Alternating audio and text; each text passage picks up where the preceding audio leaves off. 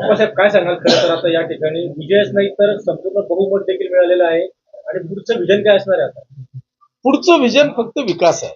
खरं म्हणजे मी याच्यासाठीच पाचोरा आणि भडगाव शहरातल्या जनतेचे मनापासून आभार मानले की आज जर का पाचोरा आणि भडगाव शहराचा विकास करायचा असेल, त्याला जर का विकासाचं पॅटर्न म्हणून आपल्याला महाराष्ट्रात दाखवायचं असेल, तर त्याच्यासाठी सत्तेशिवाय शहाणपण चालत नाही. इथं दोघं नगरपालिकांमध्ये आज नगराध्यक्ष आले, मी आमदार आहे आणि उपमुख्यमंत्री आणि आमचे मुख्य नेते आदरणीय शिंदे साहेब या नगराचे महाराष्ट्रातले नगर विकास मंत्री आहेत. त्याच्यामुळे 100% विकास हा पाचोरा आणि भडगाव शहराचा होणार. त्याच्यामुळे माझी जनता ही 100% हुशार आहे आणि त्या जनतेने विकासाला मत दिलं, विकासाच्या पाठीशी खंबीरपणे उभी राहिली आणि त्याचं द्योतक आज या ठिकाणी दिसतंय. मी आपल्याला खात्री देतो की भडगाव शहर हे शहर की ग्रामीण हे ओळखलं जात नव्हतं. मी त्याला कुठेतरी शहराचं रूप देण्याचा प्रयत्न केला. आता 100% भडगाव शहर हे शहर म्हणून ओळखलं जाईल. पाचोरा शहरामध्ये ज्या मूलभूत गरजा आहेत त्या कंप्लीट करण्याचा प्रयत्न केला.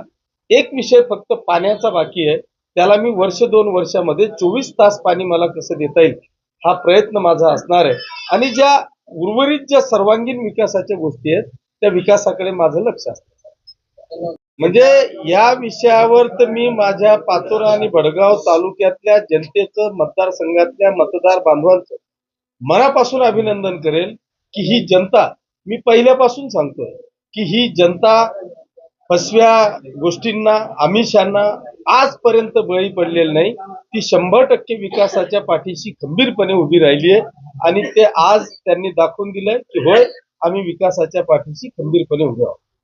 साहेब खरं तर आपल्याला या ठिकाणी घेण्यासाठी सर्व विरोधक एक झाले होते, परंतु त्याचा कुठेही परिणाम झालेला दिसला नाही. नाही, मी तेच म्हणतो तुम्हाला की विरोधक फक्त नेते एकत्रित झालेले होते. जनता मेरे साथ थी भाई. मला नेत्यांचा, मी पहिलेच सांगितलं, मला नेत्यांचा फरक पडत नाही. माझा कार्यकर्ता आणि मतदार शाबूत होता, त्याच्यामुळे मी कुठेही डगमगलो नाही.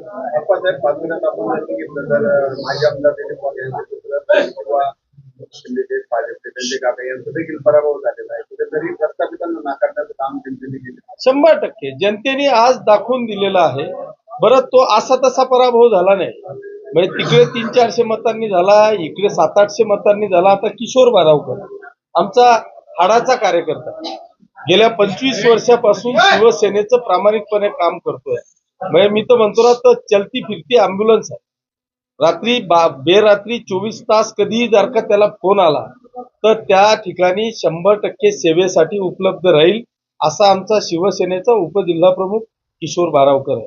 सगळेच उमेदवार तुम्ही बघून घ्या, जर त्यांना बाहेर मार्केटमध्ये फिरायला काढलं तर कोणीच म्हणणार नाही तो पुढारी आहे.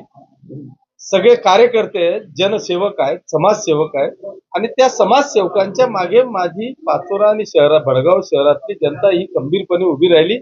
मला नेते पुढाऱ्यांची काही घेणदेण नाही. माझ्या कार्यकर्त्यांच्या पाठीशी माझी जनता सक्षमपणे उभी राहिली, याचा मला सार्थ अभिमान. राज्यातली पहिली घोषणा आपण केली होती, पण जिंकलाही येत आता कुठेतरी आता स्थानिक भाजप पदाधिकाऱ्यांचा राग कमी झालाय का? नाही, हे पहा, एक लक्षात ठेवा, मला काही वेळ लागलेलं नव्हतं.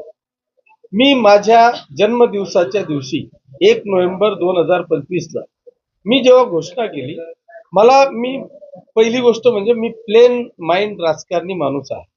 असं झाकून लपून त्यांच्यासारखं नाही. माझं जे काय आहे ते क्लिअर कट ओपन आव्हान केलं. सगळे एकत्रित आले, सगळ्यांनी मला घेरण्याचा प्रयत्न केला. मी तडजोड करू शकलो असतो, जाऊ द्या बाबा तुम्ही भडगाव घेऊन टाका, मला पाचोरा देऊन टाका, पण मला असं राजकारण जमत नाही. माझा स्पष्ट आहे की आम्ही जर का लोकसभेला रक्ताचं पाणी करतोय, इतक्या प्रामाणिकपणे मी माझा शिवसैनिक काम करतोय आणि तुम्ही 4च महिन्यात आलेल्या विधानसभेमध्ये 10-10 वर्ष माझ्याशी गद्दारी करताय, अपक्ष उमेदवार उभा करताय, आमच्या पाठीत खंजीर खुपसताय, आमच्या विरोधात रसद पुरवली जाते आणि तरी जर का आम्ही सहन करणार असू तर ते आमचं रक्त नाही. आम्ही गद्दारी कधीही सहन करत नाही. जे काही प्रामाणिकपणा आमच्यातला आहे तो प्रामाणिकपणा आम्ही कायमस्वरूपी दाखवण्याचा प्रयत्न करतो. जेव्हा जेव्हा युती असेल त्या वेळेस माझ्यासह एकही शिवसैनिक हा गद्दारी करणार नाही, पाठीत खंजीर खुपसणार नाही. एकदा निर्णय झाला तर त्या निर्णयाच्या पाठीशी तो खंबीरपणे उभा राहील, हे वारंवार आम्ही दाखवून देण्याचा प्रयत्न केला. मला मताधिक्य कमी राहिलेलं नाही. आज तर इतिहास झाला की आज या पाचोरा आणि भडगाव शहरातल्या जनतेने मी स्वतः आजपर्यंत माझं स्वतःच रेकॉर्ड ब्रेक करत आलो. मी पहिल्यांदा या जनतेने मला विधानसभेला 28,000चं मताधिक्य दिलं. मीच माझं रेकॉर्ड तोडलं आणि 40,000चं मताधिक्य मला दिलं. या शहराने मला विधानसभेला 10,000चं मताधिक्य दिलं.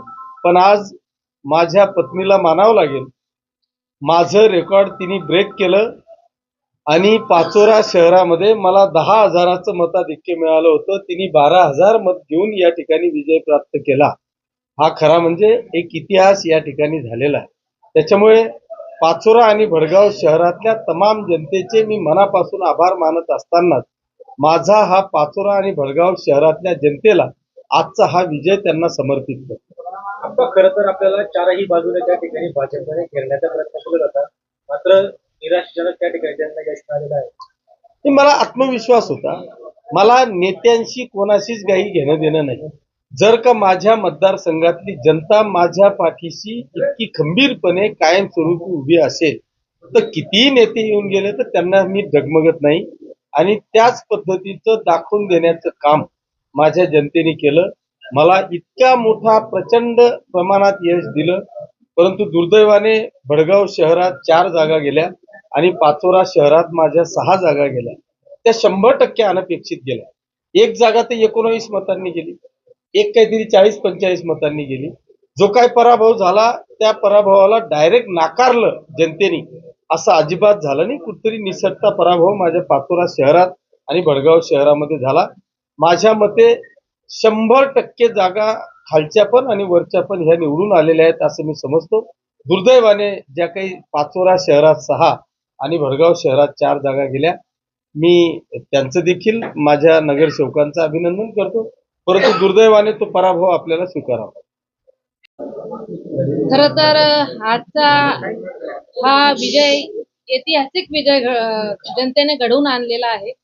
त्यामुळे मी पहिले प्रथमतः या जनतेचा, या मायबाप जनतेचा मनापासून आभार मानते आणि धन्यवाद देते. खर तर हा आजचा विजय हा विकासाचा विजय आहे. आप्पासाहेबांनी, तालुक्यातले आमदार यांनी जो आतापर्यंतचा विकास केला, त्यांच्या नेतृत्वावर आणि कर्तृत्वावर ह्या जनतेने विश्वास टाकला आणि त्या विश्वासाच्या पोटी आजची खरं तर ही ऐतिहासिक विजयाचं फलित आहे असं मी म्हणेन. दुसऱ्यांदा या ठिकाणी संधी मिळालेली नगराध्यक्ष नक्कीच. कारण ह्या जनतेने वेळोवेळी आम्हाला गेल्या 20 वर्षापासून आमच्या कुटुंबावर, या शिवसैनिकांवर या जनतेने प्रेम केलं आणि त्या प्रेमापोटी मला या जनतेने परत दुसऱ्यांदा ही सेवेची संधी दिली आणि ती संधीचं सोनं, ती संधी सार्थक करून दाखवण्याचं आमदार साहेबांच्या नेतृत्वात मी नक्की काम करते. 100% आमदार साहेबांच्या नेतृत्वात काम करते आहे. आमचं वरती आणि इथपर्यंतचं सत्तेत असलेले आम्ही आहोत. त्याच्यामुळे ह्या जनतेला पाणी देण्याचं जे वचन मी दिलेलं आहे ते नक्कीच मी पूर्ण करणार आहे.